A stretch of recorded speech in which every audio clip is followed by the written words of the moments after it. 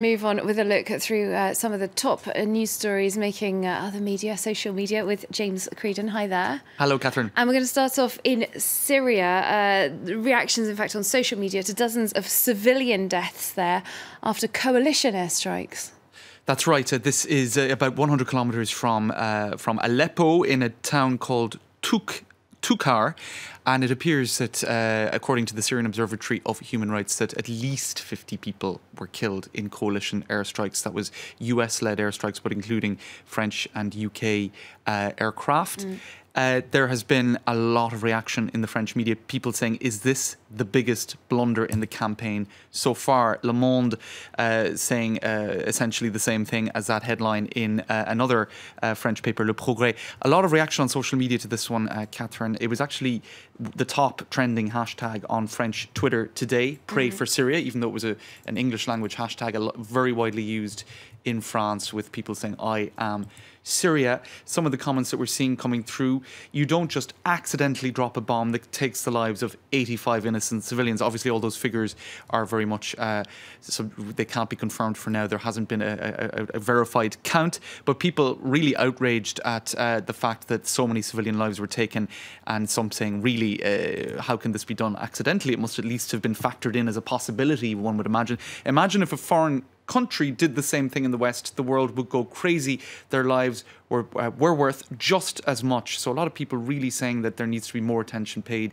to civilian casualties in this part of the world. And actually, this cartoon has been doing the rounds again today. It was in the aftermath of terror attacks in Turkey and in Pakistan, and that cartoon at the time was saying that there's unequal media coverage of attacks in certain parts of the world. This is something that comes back again and again. Exactly. But in particular, right now, after the recent attacks in Europe, I think people are making that point again in relation to these civilian casualties after coalition airstrikes in Syria. Hashtag Pray for Syria. Indeed, many serious questions to be asked there of that international military coalition. Looking at other international military intervention elsewhere around the world, in Libya, 3 members of the French special forces have died in a helicopter crash. Questions about whether it was an accident, whether they were brought down by militants. Quite a lot of grey areas around this story. That's right, and it's really put a lot of attention on what was quite, I suppose, you could say a conflict that was almost in the shadows. 3 members of the French Secret Service. The government wasn't very quick to react on this one, and you can understand why, because it was Secret Service agents. It wasn't sort of an official, what would you say, a campaign, military campaign. And this tweet here saying that the Defence Ministry took a long time to recognise the death of these 3 soldiers.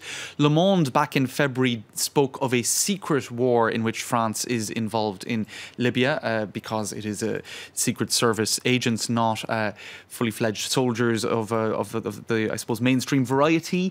And Le Monde Diplomatique also wondering if we are now going to really towards a new intervention in Libya. And just to finish with this, Le Monde, the Huffington Post rather, speaking about how Libya is really the third front in the campaign against the Islamic State organisation. There's a risk in fighting the Islamic State organisation here that it could scatter their troops, rather, who could then end up in Algeria, in Tunisia, in Mali and elsewhere. So that's one of the risks of this, and they're saying really it is one of the major fronts in the fight against the Islamic State organisation. Libya, of course, just a few hundred kilometres from the European shores.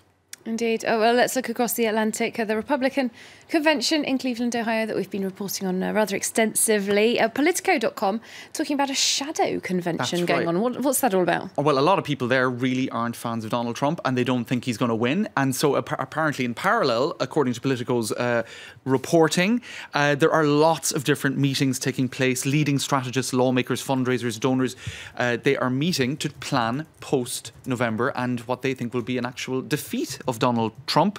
And so what they are looking at essentially is how to save the party and to put the party on a parallel course, if you like, and to preserve the GOP majorities in the House and the Senate in this autumn, and then to save the Republican Party itself. So very interesting picture emerging there of a completely parallel shadow convention taking place. And to give you a sense of the concerns about the damage that Trump could do the GOP party, George W. Bush said in April that he's worried he would be the last Republican president.